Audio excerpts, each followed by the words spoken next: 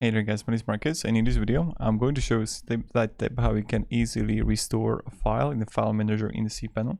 So the first thing that you want to do is to go to cPanel. I don't know what kind of provider you got, and when you're going to be in cPanel, you want to click here on the files file manager, and right here when you're going to be in file manager, let's say that I'm going to, I don't know, delete this thing here, confirm. And now when you're going to be in your file manager, next to empty trash, you're going to view trash.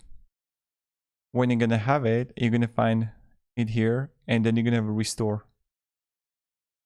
Yes, restore files. Right here next to the rename and delete. So that's pretty much how we can restore a file in a file manager in cPanel.